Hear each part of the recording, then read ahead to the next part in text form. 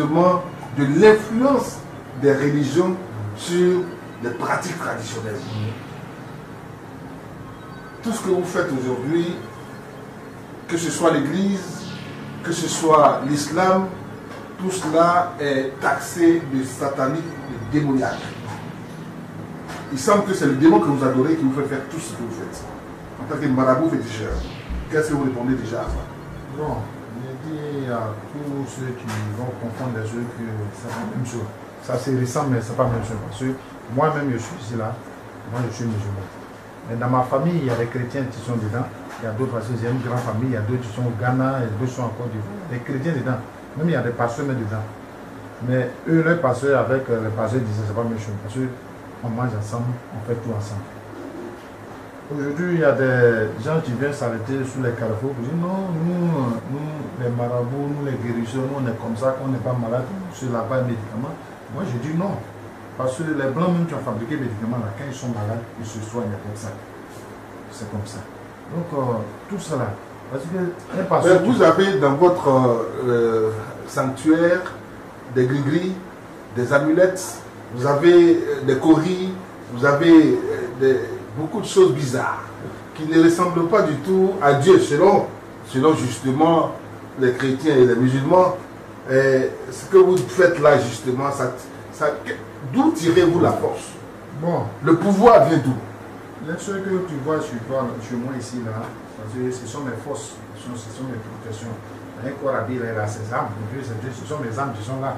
Donc ce qui est là, même si tu rentres là, que je ne suis pas là, que tu rentres là, tu vas rester là, tant que tu es là, tu es calé là, tu ne peux pas bouger. Ce sont mes forces qui sont là. Donc c'est pas mauvais. Parce que quand tu prépares les gens là, toi-même il faut te préparer. Souvent les gens viennent tenter. Tu vois, non. Moi je dis aux pasteurs là, les pasteurs qui viennent nous voir, on les prépare. Tu vois, non. On les prépare pour que l'église marche. Attends. Vous préparez les pasteurs. Ça, on a déjà entendu ça, mais en réalité, on n'a jamais les preuves. Oui. Vous préparez les pasteurs pour que l'église marche. Oui. Expliquez-vous mieux. Bon, mais ils viennent nous voir et disent, bon, moi j'ai créé une église, moi je veux qu'il y a du monde, et le monde là, ceux qui travaillent, ceux qui ont les moyens, tu peux donner l'argent. Tout ça de nos jours, l'église, c'est commerce. Hein? C'est commerce. Quand moi j'enlève l'église catholique, les autres là, c'est commerce. Donc, c'est ce que j'ai dit aux gens. Et les gens sont là, ils sont pressés pour que, par exemple, demain dimanche, et aujourd'hui comme ça même, ils sont pressés comme ça. C'est facile. Comment quelqu'un peut quitter Aïpo, quand il y a l'église ici, il va à l'église au plateau, ou soit à Pogwe, ou soit à Bobo, ou soit à Nyama. Pendant que Dieu est partout. Pendant que l'église est à côté de toi, tu dépasses l'église pour aller partir. Donc, c'est pas simple. Donc, l'église aujourd'hui, c'est du commerce. Oui. Répétez ça devant les oui, aujourd'hui, l'église est là, c'est commerce. Les églises ont mis les climatiseurs, les trucs, quand tu es là-bas, il faut donner au moins 5 000. Les 4 000, ça commence à partir de 10 000, 15 000. C'est pas ce que Dieu a demandé. Parce que quand tu veux faire un sacrifice, nous on fait un sacrifice. Quand souvent nous travaillons, quand on fait la compte, on partage, on donne aux gens, les gens mangent tout.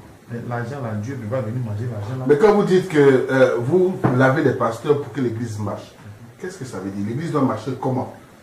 Mais si tu as créé une église, c'est les quêtes on fait. Mais s'il y a 3 personnes, que les 3 personnes donnent les 5 000, c'est fini. Il faut avoir au moins 1000 personnes à 2000 personnes pour que les 5 000 là, ça soit beaucoup. Et vous travaillez à ce qu'il y a plein de monde dans l'église? Oui, c'est ça. Même si tu veux, tu vas créer ton église en brousse, alors tu viens me voir. Si moi je regarde ce que j'ai dit là, si on a fait là, vraiment les gens vont, ils vont pas comprendre pour aller. Est-ce qu'il y a des pasteurs qui viennent vous voir effectivement? Oui, il y a beaucoup. C'est un talent qui s'écrit, on ne peut pas dire les noms. Tu vois, non. Donc, ça moi je dis, il ne faut pas aussi vont gâter l'autre nom. Parce que tu viens voir quelqu'un pour te préparer, et puis toi tu arrives là-bas, tu dis non, la personne est Satan, la personne est diable. C'est pas bon. Or, c'est lui qui t'a donné la force. Et si moi j'enlève ma force, tu vas faire comment? Tu vas tomber. Tu vois, souvent il y a des églises qui sont au début, ça va bien. Et puis un coup, ça tombe. Donnez-nous aujourd'hui, parlez tout devant tous ceux qui nous suivent, preuve à l'appui. Comment vous préparez les pasteurs? Est-ce qu'il y a quelque chose que vous leur donnez? Est-ce qu'il y a des mots de pouvoir qu'ils doivent prononcer pour que les gens tombent en transe? Ou alors il y a un fétiche que vous leur donnez, vous enterrez quelque chose dans les églises? Dites tout aujourd'hui devant nos étudiants. Non, il y a d'autres qui disent non, moi chez moi, vraiment on ne peut pas enterrer quelque chose là-bas. Là, je fais le médicament, il lave la bouche avec ça, ou soit il lave le visage, ça, ou lui-même il se lave avec ça, ou soit on met un parfum, et puis il fait, et puis le reste, moi je fais chez moi à la maison ici. Donc c'est comme ça que ça se passe. Comme on ne peut pas dire les noms là, voilà pourquoi moi ça me fait mal. Parce que c'est les travaux, on ne peut pas dire les noms. Et tout ça, c'est par le pouvoir de vos génies. Oui. Vos esprits. Oui, ce que vous voyez là-bas là, vos génies là. C'est eux qui donnent le pouvoir aux églises. Oui. Ce que tu vois là-bas là, ce sont des forces qui sont là-bas. Même si tu viens me combattre là, tant que les choses sont là, même la maison prend feu dans ça là, ça ne peut pas brûler.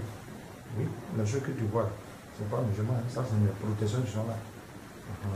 Donc, quand ça y est là, quelqu'un ne peut pas venir voler chez moi ici.